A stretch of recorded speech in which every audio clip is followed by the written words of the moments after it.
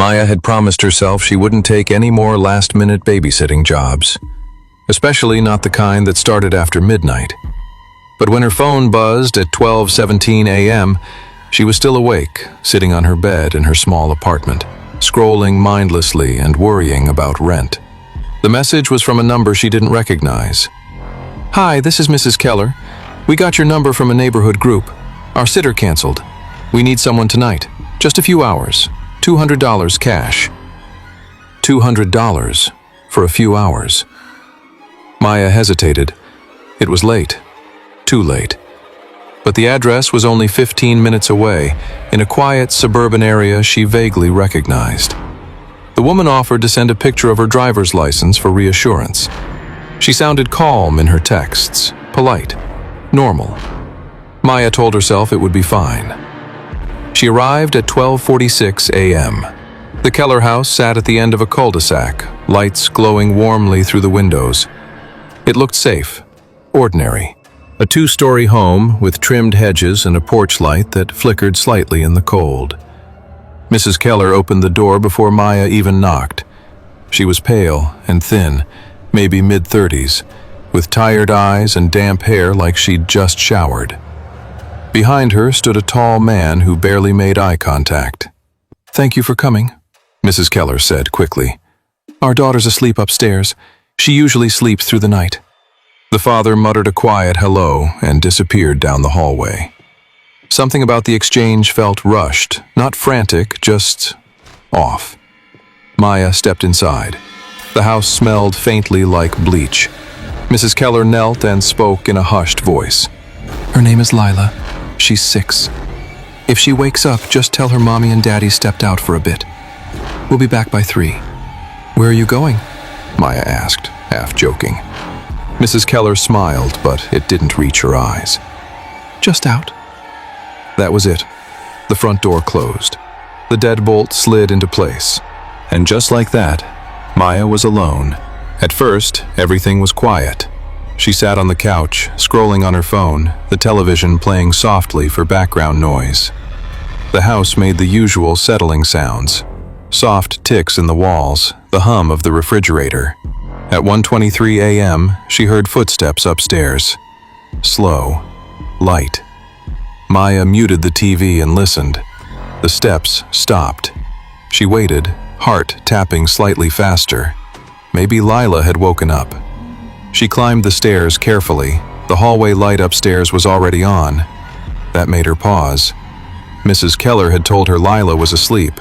All the lights had been off when Maya arrived. She walked to the end of the hall and gently pushed open the bedroom door. Lila was in bed, covers pulled up to her chin, eyes open, wide awake. "You're not my usual babysitter," the little girl said softly. Maya smiled. "No, I'm just helping tonight. Your parents will be back soon." Lila didn't smile back. "They shouldn't have left." Something about the way she said it made Maya's stomach tighten. "Why?" Maya asked lightly.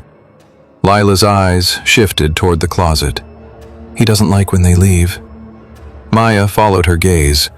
The closet door was slightly open, just a crack. "Who doesn't like it?" Maya asked. Lila didn't answer.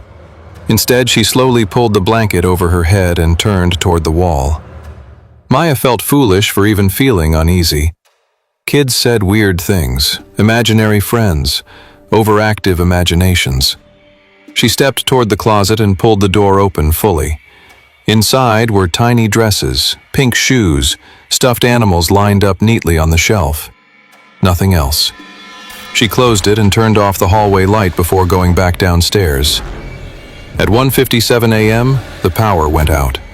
The TV cut to black. The house fell into complete silence. Maya froze. Outside, the rest of the neighborhood still had power. She could see lights glowing through the windows across the street. Only this house was dark. Her phone buzzed in her hand. Unknown number. She answered immediately. Static, then breathing. Not loud, just slow, steady breathing. "Hello?" she whispered. The line clicked dead. Her chest felt tight now. She tried Mrs. Keller's number. It went straight to voicemail. Upstairs, something slammed. Maya flinched and nearly dropped her phone. It wasn't the sound of something falling. It was a door. She grabbed her phone's flashlight and climbed the stairs again, every step feeling heavier than the last. Halfway up, she heard it, dragging, a slow, scraping sound across the wooden floor, exactly above her. Her throat went dry. "Maya?" A small voice whispered from the darkness. She stopped moving. It wasn't coming from Lila's room. It was coming from the hallway. "Maya," it repeated, but it wasn't a child's voice anymore. It was deeper. Wrong. She rushed the last few steps and shone the flashlight down the hall. Empty. The bathroom door was closed. Lila's bedroom door was open. She ran inside.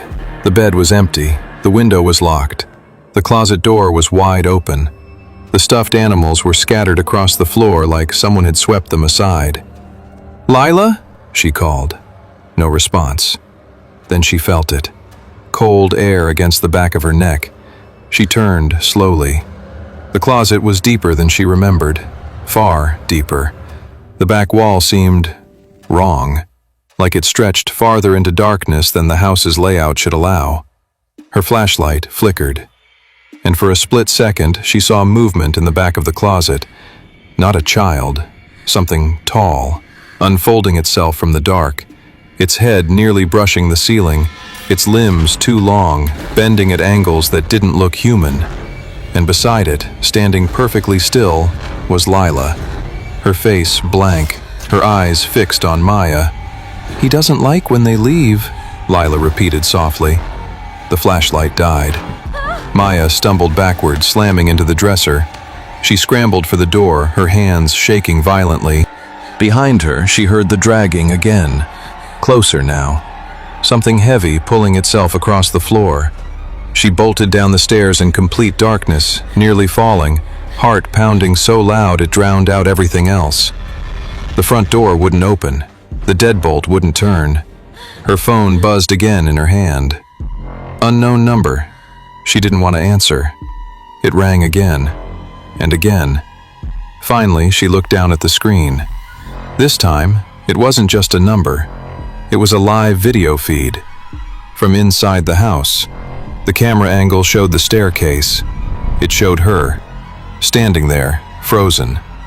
And at the top of the stairs, just barely visible in the darkness behind her, something tall was leaning around the corner, watching. The video glitched. Then a message appeared across the screen. "You weren't supposed to come." The breathing started again through the phone speaker, slow, patient. The power suddenly flicked back on. The house lights illuminated everything at once. The staircase was empty.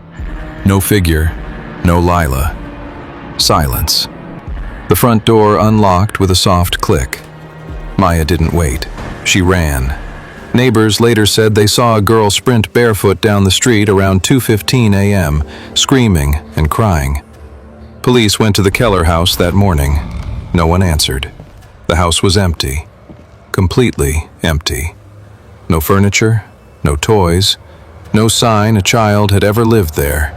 Just dust and faint scratch marks on the upstairs hallway floor. The address Maya had been given didn't belong to anyone named Keller. In fact, records showed the house had been vacant for nearly 8 months. There was no listing in any neighborhood group. No Mrs. Keller. No Lila. The number that had texted Maya was disconnected. When police checked her call history, they found something that unsettled even them. The live video she had received wasn't streaming. It had been recorded at 12:32 a.m., 14 minutes before she even arrived at the house. Maya never babysat again. She moved out of her apartment 2 weeks later, and sometimes, late at night, her phone still lights up with a notification from an unknown number. She never opens it, but once, by accident, she saw the preview before she could look away. A dark hallway, a staircase, and at the top, something tall leaning around the corner, waiting for whoever comes after midnight.